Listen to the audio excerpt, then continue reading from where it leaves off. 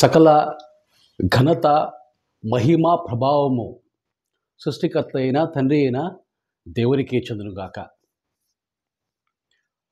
ఈరోజు చిన్న మాట, దేవుని మాట, దేవుని కుమారుడైన యెషూవ నోట అదే మాట నా నోట మీ నోట మత్తయి సువార్తలో యేసయ్య చెప్పిన మాట, యెషూవ చెప్పిన మాట 6వ అధ్యాయము 25, 26 వచనాలు మనం చూద్దాం.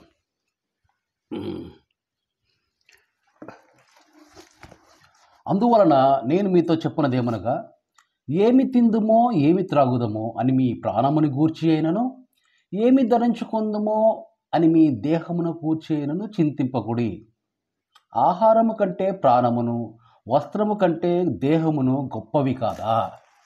ఇక్కడ ఆకాశ పక్షులను చూడుడి, అవి విత్తవు, కోయవు, కొట్లలో కూర్చుకొనవు, అయినను మీ పరలోకపు తండ్రి వాటిని పోషించున్నాడు. మీరు వాటికంటే బహు శ్రేష్ఠులు కారా? ఇవి చాలు. దేవుని మాట యెషూవ గారి నోట అదే మాట నా నోట మీ నోట అందరి నోట ఉండాలా? అంటే దేవుని మాటే మనము దేవునికి అప్పచెప్పాలా. అదే అసలైన ప్రార్థన. ఇప్పుడు ఏమన్నారు ఈరోజు, ఏంద్రి వస్త్రధారణ, ఏమి వస్త్రధారణ, ఎందుకు వీడు ఇలా డ్రెస్ వేసుకున్నాడు అని మీరు అనుకోవచ్చు. ఏం వేసుకుందామా అంటే ఏం ధరించుకుందామా, ఏం తిందామా అని అనుకునే టైంలో ఈ వాక్యం నాకు గుర్తుకొచ్చింది. ఏమి ధరించుకుందువో అని నీ శరీరమైనను, ఏమి తిందుమో అని నీ ప్రాణమునకైనను, ఏమి తిందుమో ఏమి ధరించుకుందామో అని అంటే తినేది ప్రాణాని కోసము, ధరించుకునేది శరీరం కోసం. ఇక్కడ వీటి గురించి కాదు మీరు ఆలోచించాల్సింది. దేవుని కుమారుడు నన్ను కాదు, దేవుని కుమారుడిని యెషూవను పంపించింది మీ శరీరాన్ని రక్షించడానికో, మీ ప్రాణాన్ని రక్షించడానికో కాదు. ఆరోడు ఒక పాట, దీనికి కాంటెక్స్ట్లో లేని పాట అయినా కనపడుతుంది. ఆనాటి యూదులే నిన్ను చంపిరనుకొంటి, ఆనాటి యూదులు అంటే జ్యూస్, నిన్ను చంపిరనుకొంటి,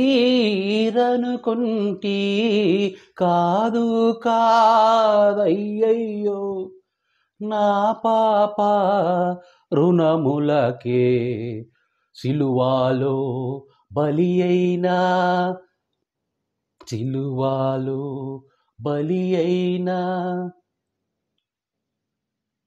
దేవుని గొర్రె పిల్ల విలువైనా నీ ప్రేమన్ వివరింపా నా తరమా, విలువైనా నీ ప్రేమన్ వర్ణింపా నా తరమా. ఆనాడి యూదులు నిన్ను చంపినారనుకున్నాం అంటే అది కాంటెక్స్ట్ లేదు. ఆనాడు అని చెప్పబోయి అది స్ట్రైక్ అయింది. సరే, ఆ పాటలో అర్థం ఏంటంటే ఆ రోజు యూదులు కాదు నేను చంపిండేది, నా పాప రుణాలు. అంటే పాప రుణాలు ఏం పాపం? ఇప్పుడు మీరు గమనిస్తే ఇక్కడ మన హ్యూమన్ బాడీ కాంపోనెంట్స్ 3 ఉన్నాయి. ఈ శరీరం ఒకటి, ప్రాణం చచ్చిపోతే పోయే ప్రాణం ఒకటి. మనం ప్రాణం అంటే ఒట్టి ప్రాణం ఎలా పోయింది అనుకుంటాం, కానీ ప్రాణంలో కూడా 3 కాంపోనెంట్స్గా మనం డివైడ్ చేసి మన మేధస్సు, మైండ్, మన డెసిషన్ మేకింగ్ అంటే నిర్ణయం తీసుకునేది, తర్వాత మన మనోభావాలు, మన ఎమోషన్స్, ఇవన్నీ కలిపితేనే ప్రాణం. మనం అనుకుంటాం ప్రాణం పోయిందంటే ఇవే పోయినాయి. అంటే నువ్వు ఎంతసేపు నీ పొట్టకుటి కోసము నువ్వు ఏం ధరించుకోవాలా, ఎలా చూపించుకోవాలా, వీటి గురించి కంటే నీ యొక్క చింత దేని మీద ఉండాలా? నీ చింత దేని మీద ఉండాలంటే ఆత్మ మీద ఉండాలా. దేవుని ఆత్మ నీలో నింపబడి ఉండాలా. ఇప్పుడు నేను దేవుని ఆత్మతో నింపబడి ఉన్నా, అదేవిధంగా అప్పుడు ఏమవుతాయంటే దేవుని ఆత్మతో నింపబడినప్పుడు మాట్లాడుతున్నది మత్తయి 10:20లో లాగా చెప్పినట్టుగా మాట్లాడుతున్నది మీరు కాదు, మీలో ఉన్న దేవుని ఆత్మ. లూకా 12:12లో ఉన్న చెప్పినట్టుగా మాట్లాడుతున్నది నేను కాదు, నాలో ఉన్న దేవుని పరిశుద్ధాత్మ. దేవుని ఆత్మ, పరిశుద్ధాత్మ మన వాళ్ళు విడగొడతారు. విడగొట్టువాడు లూసిఫర్. ఎందుకు విడగొడతాడంటే మనతో వాడికి విగ్రహారాధన చేయించాలని ఆసక్తి, మనల్ని కూడా వాడు తప్పుదారి పట్టించాలనే ఆ యొక్క కోరిక.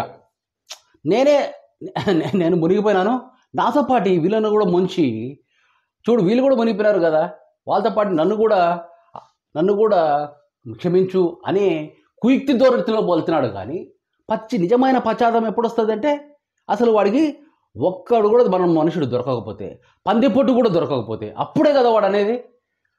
ఇప్పుడు స్వర్గలోక మర్మాలు ఉపమానంలో ఉన్నాయన్నాడు. స్వర్గలోక మర్మంలో పందిపొట్టు దొరకని తప్పిపోయిన కుమారుడు ఏమంటాడు, నన్ను ఒక పనోనిగా చూసుకో నువ్వు అని. నేను కుమారునిగా వద్దు, నన్ను ఒక పనునిగా చూసుకో అని ఆయన నిజమైన పశ్చాత్తాపం పొందినప్పుడే పార్టీ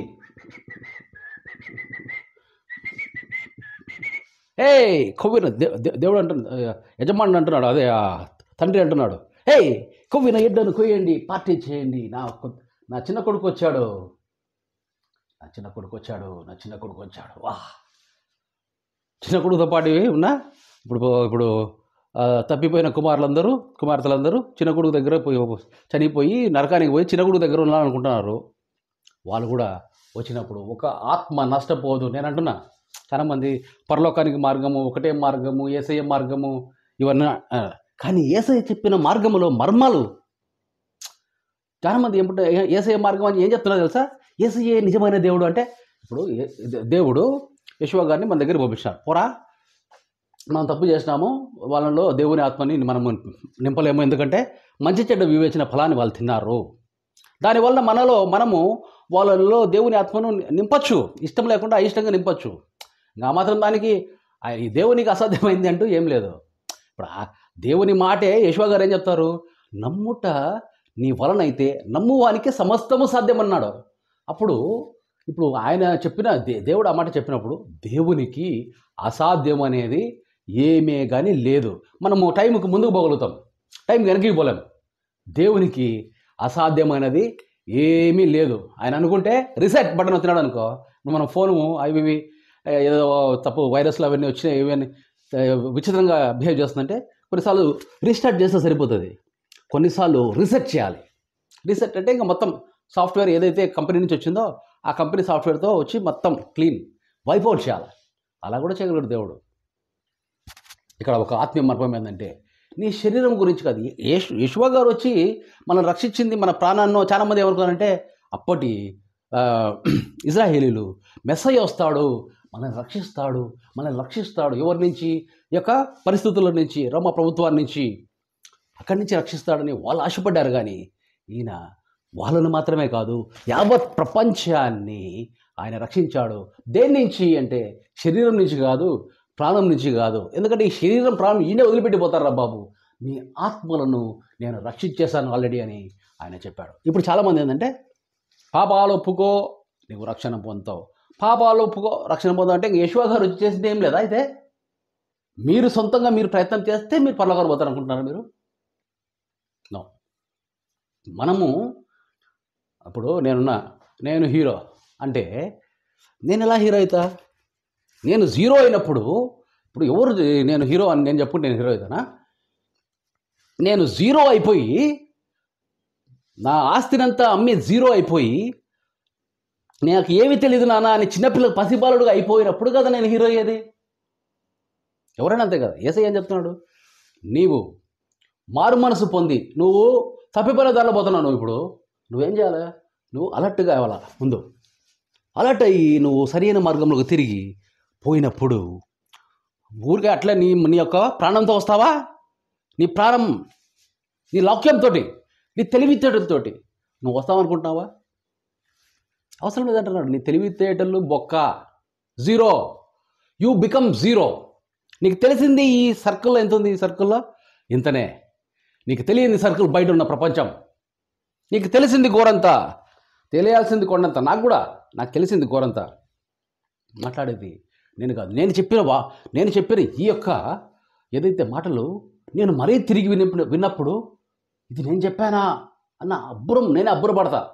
ఎందుకంటే ఆ డ్రైవింగ్ ఫోర్స్ వచ్చేసి దేవుని యొక్క ఆత్మ డ్రైవ్ చేస్తుంది కాబట్టి మీరు కూడా ఇంత ఆసక్తిగా వినగలుగుతున్నారు. అరే, ఈ వాక్యం ఎక్కడ వినలేదే, ఇది కొత్తగా ఉందే అంటే ఇదేం కొత్తదేం కాదు. యెషూవ గారు చెప్పిండేది అక్కడ. అది ఉన్నది ఉన్నట్టు విడమరిచి దాన్ని ఆత్మీయ మర్మం ఏంటిదనేది మీకు చెప్తున్నా. అయితే ఇంకో మాట కూడా అన్నాడు, అమూల్యమైన వాటిని కుక్కలకు వేయకుడి, మీ ముత్యములను పందులకు వేయకుడి, అవి మిమ్మల్ని తొక్కేస్తాయంటున్నాడు. సో ఇప్పుడు ఎవరు ఈ పందులు కుక్కలు? వాటి గురించి చెప్పే ముందు రెండో మాట, ముఖ్యమైన పరలోక మర్మము, మీరు వాటికంటే గొప్పవారు కాదని మత్తయి 6:20 అంటాడు. వేటికంటే? ఆకాశ పక్షులను చూడండి, అవి విత్తవు, మనము విత్తుతాం, అవి కోయవు, కుట్రలో దాచుకునవు. ఈ 3 పనులే మనం చేసేది. రైతు అనేవాడు విత్తుతాడు, మళ్ళీ దాన్ని కోస్తాడు, దాని అంతా చెరిగేసి ధాన్యాన్ని తీస్తాడు, ధాన్యాన్ని తీసి కొట్లలో దాచుకుంటాడు. ఇది వీడు చేసేది పని. కానీ ఆకాశ పక్షులు చూడండి, ఇది ఎవరని చెప్తారు కదా. దీంట్లో ఏమి ఈ ఉపమాన భావం ఏమంటే, ఆకాశ పక్షులు అంటే దేవదూతలు. అవి ఉత్తవు, అవి కోయవు. ఈ దేవదూతల్లో ఏమని పిల్లలు? దేవదూతలు విత్తవు, కోయవు, కొట్లలో దాచుకునవు. కానీ వాటికి ఏమన్నా మీ పరలోకపు తండ్రి వాటిని పోషించుచున్నాడు. మీరు వాటికంటే శ్రేష్ఠులు గారా? అంటే ఇక్కడ ఏం చెప్తున్నాడు? దేవదూతల కంటే మనుష్యులు శ్రేష్ఠులు. ఇప్పుడు నేను దేవుని ఆత్మతో నింపబడినప్పుడు నాకు పరిచర్య చేసేది ఎవరు, నన్ను నడిపించేది ఎవరు అంటే దేవుడు తన దేవదూతలను నాకు పనికి పెట్టాడు. వాళ్ళు నాకు ఏం చేస్తున్నారు? యేసయ్య 45 దినముల తర్వాత, ఫాస్టింగ్ తర్వాత, 3 శోధనల తర్వాత ఏమనుంటుంది? దేవదూతలే వచ్చి ఆయనకు పరిచర్య పని చేసిరి. ఇప్పుడు మనకు పని చేసేది ఎవరు? దేవదూతలు. మోషే కంటే శ్రేష్ఠుడు ఎవరు? యెషూవ గారు మోషే కంటే శ్రేష్ఠుడు. మోషే చెప్పిన ధర్మశాస్త్రాన్ని పాటించే ప్రతి ఒక్క మనుషుడు ఈరోజు యెషూవ గారి మాటలను, యెషూవ గారి ఆజ్ఞలను ఎందుకు వెంబడిస్తున్నారు? మోషే చెప్పినవి డైరెక్ట్గా తప్పు. ఆ రోజు మీ హృదయకాఠిన్యం చొప్పున డైవర్స్ అని చెప్పినాడు కానీ, పరిత్యాగ పత్రిక అని చెప్పినాడు కానీ, డైవర్స్ అనే మాట అసలు మొదటి నుంచి లేదు అని చెప్పేసి మోషే మాటను కొట్టిపడేస్తాడు. కత్తికి దెబ్బకు దెబ్బ అని మోషే చెప్పినాడు. ప్రేమకు ప్రేమ, దెబ్బకు దెబ్బ అని చెప్పినాడు. యెషూవ గారు కొట్టే, ప్రేమకు ప్రేమ, దెబ్బకు ప్రేమ. నీ నువ్వు మిత్రుడిని, నీ బంధువుని ప్రేమిస్తే నువ్వంతా అది పనికిమాల పరిచయలు చేస్తున్నారు. పనికిమాల శాస్త్రులు అంటే ఎవరో తెలుసా? వీళ్ళు బైబిల్ పండితులు.